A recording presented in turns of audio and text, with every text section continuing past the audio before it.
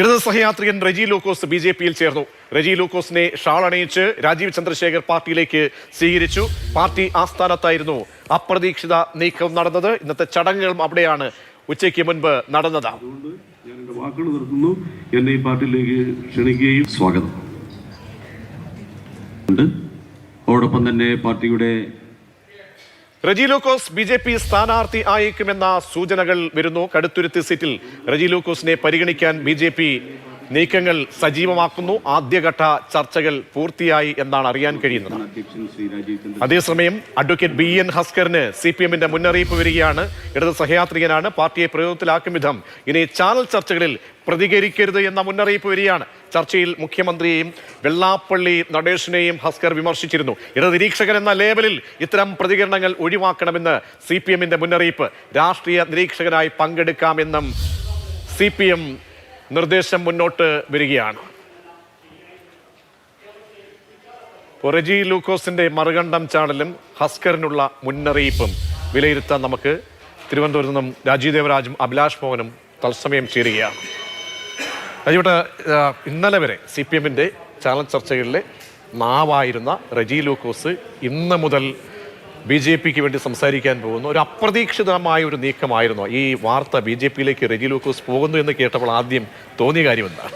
ഇപ്പോൾ ഈ പാർട്ടി അംഗങ്ങളും നേതാക്കളായിട്ടും ഒക്കെ നിൽക്കുന്നവരെക്കാൾ കൂടുതൽ ഉച്ചത്തിൽ അല്ലെങ്കിൽ ഏറ്റവും കൂടുതൽ ശക്തമായി CPM-ന്റെ ഇടതുപക്ഷത്തിൻ്റെ രാഷ്ട്രീയം ടെലിവിഷൻ ചർച്ചകളിൽ പങ്കെടുത്ത് സംസാരിച്ചു കൊണ്ടിരുന്ന ഒരാളാണ് റെജി ലൂക്കോസ്. അപ്പോൾ റെജി ലൂക്കോസ് പെട്ടെന്ന് ഇങ്ങനെ BJP-യിലേക്ക് പോകുന്നു എന്ന് വാർത്ത കണ്ടപ്പം സത്യം പറഞ്ഞു കഴിഞ്ഞാൽ റെജി ലൂക്കോസോ എന്നുള്ളൊരു ഞെട്ടലുണ്ടായി എന്നുള്ളത് സത്യമാണ്. അപ്പോൾ ഇന്നലെയാണ് ഈ ഹസ്കറിൻ്റെ വാർത്തകൾ വരുന്നത്. അത് CPM-ന്റെ ഭാഗത്തു നിന്ന് ചില നിയന്ത്രണങ്ങൾ, അതായത് എന്ത് നിലപാട് പറയണം, ഇവരുടെ രണ്ടുപേരുടെയും കാര്യത്തിൽ ഒരു കാര്യമുണ്ട് കേട്ടോ. പാർട്ടിക്ക് പറയാൻ പറ്റുന്നത് ഇവർ പാർട്ടി അംഗങ്ങൾ കൂടിയാണ്. ഹസ്കർ ആണെങ്കിലും റെജി ലൂക്കോസ് ആണെങ്കിലും അതെ, അവർ പാർട്ടി അംഗം എന്നുള്ള രീതിയിൽ അവർക്ക് CPM-ന് സ്വതന്ത്ര നിരീക്ഷകൻ, ഇടത് നിരീക്ഷകൻ എന്നുള്ള പേരിലാണ് വന്ന് ചാനൽ ചർച്ചകളിൽ പങ്കെടുക്കുന്നതെങ്കിലും പാർട്ടിക്ക് പറയാനുള്ള ഒരു അവകാശം നൽകുന്നത് ഈ അംഗത്വം വഴിയാണ്. അപ്പോൾ അങ്ങനെ ഉണ്ടാകുന്നു. പിന്നെ ഇതിനേക്കാൾ വലിയ നേതാക്കൾ കണ്ണൂരിൽ MP ആയിരുന്ന AP അബ്ദുള്ളക്കുട്ടി പെട്ടെന്ന് കോൺഗ്രസിൽ പോകുന്നു. അവിടെ നിന്ന് BJP-ക്ക് പോകുന്നു. BJP-യുടെ ദേശീയ വൈസ് പ്രസിഡന്റാണ് ഇപ്പോൾ AP അബ്ദുള്ളക്കുട്ടി. റെജി ലൂക്കോസ് BJP-യിലേക്ക് പോകുന്ന ഒരു ഘട്ടം എന്ന് പറയുന്നത് നമ്മളൊരു തിരഞ്ഞെടുപ്പിലേക്ക് കടക്കുകയാണ്. തദ്ദേശം കഴിഞ്ഞ് അതിനുശേഷം ഇനി 3 മാസം മാത്രമേ. ഈ ഒരു ഘട്ടത്തിൽ പോകുന്നത് CPM-ന് തിരിച്ചടിയാണ്. CPM-ന് ഇത് വലിയ തിരിച്ചടിയൊന്നും ഉണ്ടാക്കുമെന്ന് എനിക്ക് തോന്നുന്നില്ല. ഇപ്പം ഞാൻ നേരത്തെ പറഞ്ഞില്ല, AP അബ്ദുള്ളക്കുട്ടി പോയിട്ടുണ്ട്, നെയ്യാറ്റിങ്കര MLA ആയിരുന്ന സെൽവരാജ് പോയിട്ടുണ്ട്.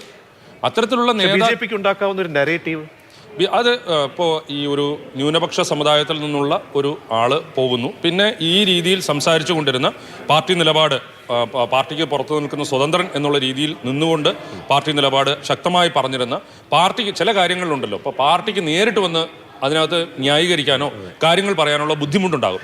അപ്പോൾ CPM-ന് ഇത്തരത്തിലുള്ള ആളുകൾ വഴി CPM-ന് പറയാനുള്ളത് പറയാൻ കഴിയുമെന്നുള്ളൊരു സൗകര്യം മാത്രമേ ഉണ്ടായിരുന്നുള്ളൂ. എനിക്ക് തോന്നുന്നു റെജി ലൂക്കോസിന് ഇപ്പം തൊട്ട് പുറകെയാണല്ലോ ഇപ്പം കടുത്തുരുത്തി മണ്ഡലത്തിൽ മത്സരിക്കാൻ സാധ്യതയുണ്ട്. അപ്പോൾ അങ്ങനെയൊക്കെ പാർട്ടിക്ക് വേണ്ടി സംസാരിക്കുന്നു, പെട്ടെന്നൊരു അവസരമൊക്കെ വരുന്നു, അല്ലെങ്കിൽ BJP-ക്കാർ അങ്ങനെ സമീപിച്ചിട്ടുണ്ടാവും. അദ്ദേഹത്തിന് അതിനകത്തൊരു മോഹം നമ്മൾ അദ്ദേഹം ആശുപത്രി എല്ലാം നടത്തുമ്പോഴും അദ്ദേഹത്തിന്റെ സമീപകാല FB പോസ്റ്റുകളിൽ നോക്കി നമുക്ക് വ്യക്തമായിരുന്നു അദ്ദേഹത്തിന് ചില ആഗ്രഹങ്ങൾ, മോഹങ്ങൾ. കാരണം രാഷ്ട്രീയമാണല്ലോ, അങ്ങനെയുള്ള സാധ്യതകൾ അദ്ദേഹം തേടിയിരിക്കണം, പ്രത്യേകിച്ച് അവിടെ കോട്ടയം പോലെയുള്ള ഒരു ജില്ലയിൽ. അപ്പോൾ അത് അങ്ങനെയൊക്കെയുള്ള മോഹം മനുഷ്യന് തോന്നുക എന്ന് പറയുന്നത് ഇപ്പോൾ പാർട്ടിക്ക് അകത്ത് നിൽക്കുമ്പോൾ തന്നെയാണെങ്കിലും അവസരങ്ങൾ കിട്ടാതെ പോകുന്ന മനുഷ്യന്മാർക്ക് പലതരത്തിലുള്ള മോഹഭംഗങ്ങളുണ്ടാകാം. ഇത് പാർട്ടി അങ്ങനെയൊന്നും അല്ലാത്ത ഒരു പാർട്ടി സാധാരണ മെമ്പർ മാത്രമായിട്ടുള്ള ഒരാൾ അദ്ദേഹത്തെ BJP സമീപിച്ചിട്ടുണ്ടാകും, ഓഫറുകൾ കൊടുത്തിട്ടുണ്ടാകും. അപ്പോൾ അങ്ങനെ തോന്നി മാറുന്നു. ഇപ്പം ഇന്നത്തെ കാലത്ത് ഈ രാഷ്ട്രീയമായ അടിയുറച്ച വിശ്വാസം എന്ന് പറയുന്നത് വളരെ കുറച്ച് ശതമാനം പേർക്ക് മാത്രമേ ഉണ്ടാവുള്ളൂ. പാർട്ടി അല്ലെങ്കിൽ സംഘടന, കോൺഗ്രസ് ആണെങ്കിലും BJP ആണെങ്കിലും അങ്ങോട്ടും ഇങ്ങോട്ടും ഒക്കെ മാറുക എന്ന് പറയുന്നത് നമ്മൾ എത്രയോ കണ്ടിരിക്കുന്നു. ആയാറാം ഗയാറാം രീതി എന്ന് പറയുന്നത് വലിയ ഒരു പ്രശ്നമല്ല ഇത്. പക്ഷേ റെജി ലൂക്കോസിന്റെ പോക്ക് CPM-ന് വലിയ തിരിച്ചടിയൊന്നും ഉണ്ടാക്കുമെന്ന് എനിക്ക് തോന്നുന്നില്ല. അഭിലാഷ്, ഈ BJP-യുടെ ഓപ്പറേഷനെയും റെജി ലൂക്കോസിന്റെ മറുകണ്ഠം ചാടലിനെയും എങ്ങനെയാണ് നോക്കുന്നത്? ഒന്ന്, ഇപ്പോൾ റെജി ലൂക്കോസ് CPM ആണ് എന്ന് അദ്ദേഹം അവകാശപ്പെടുകയും നമ്മൾ അങ്ങനെ ആരോപിക്കുകയും അദ്ദേഹത്തെ CPM-ന്റെ സഹയാത്രികൻ എന്ന് വിശേഷിപ്പിച്ച് ചർച്ചയിൽ പങ്കെടുപ്പിക്കുകയാണല്ലോ ചെയ്യുക. CPM ഒരിക്കലും ഔദ്യോഗികമായി റെജി ലൂക്കോസിനെ ഞങ്ങളുടെ പ്രതിനിധി എന്ന് പറഞ്ഞ് അയച്ചിട്ടില്ല. അദ്ദേഹം അവകാശപ്പെടുന്നത് അദ്ദേഹം പാർട്ടി മെമ്പറാണെന്നാണ്. പക്ഷേ ടി ആർ രഘുനാഥും അതുപോലെ തന്നെ കെ അനിൽകുമാറും പറയുന്നത് അദ്ദേഹം പാർട്ടി മെമ്പർ അല്ല എന്നാണ്. ഒരു പക്ഷേ ബ്രാഞ്ച് മെമ്പർ ആയിരിക്കാം എന്ന് വിചാരിക്കേണ്ടി വരും. എന്തായാലും ലോക്കൽ കമ്മിറ്റി മുതലുള്ള മുകൾ ഘടകങ്ങളിലൊന്നും അദ്ദേഹം മെമ്പർ ആയിട്ടില്ല എന്നുള്ളത് വസ്തുതയാണ്. ഇതിൽ നമ്മൾ കാണേണ്ട ഒരു കാര്യം, ഒരു ഘട്ടത്തിൽ ഇപ്പോൾ കഴിഞ്ഞ 4-5 കൊല്ലമായിട്ട് റെജി ലൂക്കോസ് ചർച്ചയിൽ പങ്കെടുക്കുകയാണ്. അപ്പോൾ CPM ഒരു ഘട്ടത്തിലും ഇടതുപക്ഷ ലേബലിലോ ഞങ്ങളുടെ സഹയാത്രികൻ എന്ന ലേബലിലോ ഇയാളെ പങ്കെടുപ്പിക്കരുത് എന്ന് പറഞ്ഞിട്ടില്ല. CPM പ്രതിസന്ധിയിലാകുന്ന ഘട്ടങ്ങളൊക്കെ ഞാൻ ഓർക്കുന്നുണ്ട്. ഈ പ്രജീഷ് 2-4 നടത്തുന്ന സമയത്ത്, ഇപ്പോൾ പ്രത്യേകിച്ച് ഈ 2.5 ചർച്ചയിലൊക്കെ CPM നേതാക്കൾ വരാൻ നമുക്ക് കിട്ടുന്ന ഒരു സമയമാണ്, കിട്ടാൻ ബുദ്ധിമുട്ടുള്ള നേതാക്കളെ കിട്ടാൻ ബുദ്ധിമുട്ടുള്ള സമയമാണ്. അപ്പോൾ സമീപിച്ചാൽ ഉടനടി വരുന്ന ഒരു വ്യക്തിയാണ്. അതെ, അപ്പോൾ വളരെ പ്രകോപനപരമായ ന്യായങ്ങൾ പറയുന്നു. അപ്പോൾ അതിനെ വളരെ രൂക്ഷമായി നേരിടുന്നു. ശരിക്കും അദ്ദേഹം ഒരു പഞ്ച് ബാഗ് ആയിരുന്നു, ആങ്കർമാരുടെ ഒരു പഞ്ച് ബാഗ് ആയിരുന്നു. അദ്ദേഹത്തിന്റെ 4-5 വർഷത്തെ ഇടത് സഹയാത്രികത്വം കൊണ്ട് സാമാന്യം നല്ല ഡാമേജ് ആ പാർട്ടിക്ക് ഉണ്ടായിട്ടുണ്ട്. ഇതൊക്കെ ജനങ്ങൾ കേൾക്കുകയാണല്ലോ. ഇപ്പോൾ ജനങ്ങൾ കേൾക്കുന്നത് പാർട്ടിയുടെ വോയിസ് ആയിട്ടാണ്. പരമാവധി പ്രകോപനപരമായ ന്യായീകരണങ്ങൾ പറയുകയും ആ തരത്തിൽ ആങ്കർമാരുമായിട്ട് ചണ്ട കൂടുകയൊക്കെ ചെയ്തിരുന്നത് നമ്മുടെ സുഹൃത്താണ്, എല്ലാ ആങ്കർമാരുടെയും സുഹൃത്താണ്. കാരണം അദ്ദേഹം വലിയ സഹകരിക്കുന്ന ഒരാളാണ്. ഒരു പക്ഷേ അവിടെ ഒരു കോട്ടയം പോലെ ഒരു സ്ഥലത്ത് ഒരു തെരഞ്ഞെടുപ്പ് വരികയാണ്. ഇത്രയും നാൾ പാർട്ടിക്ക് വേണ്ടി ശബ്ദിച്ചു. അങ്ങനെ ഒരു സ്ഥാനാർത്ഥി മോഹം സ്വാഭാവികമായും ഉള്ളിലുണ്ടായേക്കാം. അദ്ദേഹം ലൈം ലൈറ്റ് ഇഷ്ടപ്പെടുന്ന ഒരാളാണ്. അദ്ദേഹം ലൈം ലൈറ്റ് വളരെയധികം ഇഷ്ടപ്പെടുന്ന ഒരാളാണ്. ഇപ്പോൾ ഹസ്കറിന്റെ കാര്യം പറഞ്ഞതുപോലെ അല്ല റെജി ലൂക്കോസിന്റെ കാര്യം. ഹസ്കർ ഒരു ഇടതുപക്ഷ വിദ്യാർത്ഥി പ്രവർത്തന പശ്ചാത്തലമൊക്കെയുള്ള ഇടതുപക്ഷ പശ്ചാത്തലമുള്ള ഒരാളാണ്. റെജി ലൂക്കോസ് അങ്ങനെ ഇടതുപക്ഷ പശ്ചാത്തലമുള്ള ആളല്ല. റെജി ലൂക്കോസ് അങ്ങനെ ഇടതുപക്ഷ രാഷ്ട്രീയ ഉള്ളടക്കമുള്ള ആളുമല്ല. റെജി ലൂക്കോസ് അങ്ങനെ ഒരു അദ്ദേഹം ഇടത് സഹയാത്രികനായി ചാനലിൽ വന്ന് സർക്കാരിനെയും പിണറായി വിജയനെയൊക്കെ ന്യായീകരിക്കുമെങ്കിലും അദ്ദേഹം ഇടതുപക്ഷ രാഷ്ട്രീയ ഉള്ളടക്കമുള്ള ആളേ അല്ല.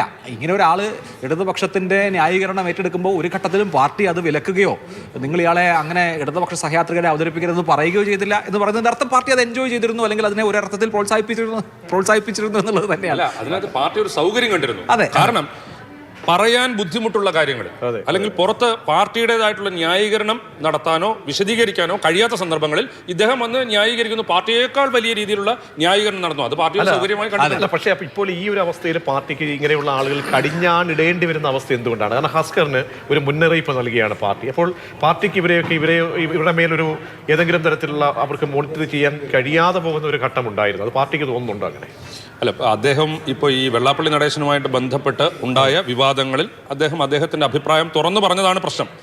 ഇതിപ്പോൾ പാർട്ടിയുടെ നേതാക്കൾ, അതായത് സ്ഥിരമായിട്ട് വന്ന് പങ്കെടുക്കുന്ന ഔദ്യോഗിക ഭാരവാഹിത്വമുള്ള നേതാക്കൾ അവരാരും അങ്ങനെ പറയില്ല.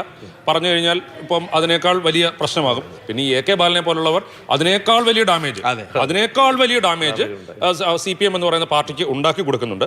പക്ഷേ ഈ ഹസ്കറിൻ്റെ കാര്യത്തിലാണെങ്കിലും സ്വതന്ത്ര നിരീക്ഷകർ അല്ലെങ്കിൽ ഇടത് നിരീക്ഷകൻ എന്നുള്ള രീതിയിൽ വന്ന് പങ്കെടുക്കുമ്പോൾ അവർ പറയുന്നത് പാർട്ടിക്ക് അസുഖകരമായി മാറുന്നത് നിയന്ത്രിക്കാൻ കഴിയുന്ന സാഹചര്യങ്ങളിലൂടെ. അദ്ദേഹം ഈ എനിക്ക് തോന്നുന്നു അഭിഭാഷക ബ്രാഞ്ച്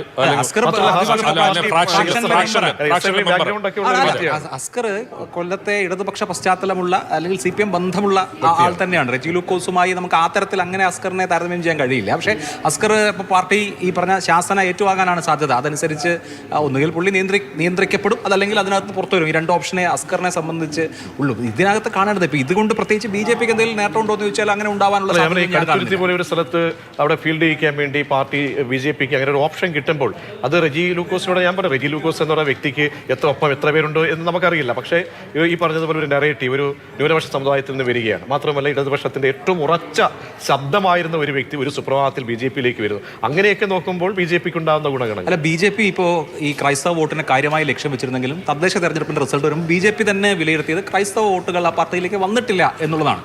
ഇതിനേക്കാൾ വലിയ സ്വാധീന ശക്തിയുള്ള PC ജോർജിന്റെ മകൻ ഷോൺ ജോർജ് BJPയിലെ വളരെ പ്രധാനപ്പെട്ട ചുമതലയിലാണ് ഇപ്പോൾ ഇരിക്കുന്നത്. എല്ലാവരും കോട്ടയം ജില്ലക്കാരാണല്ലോ.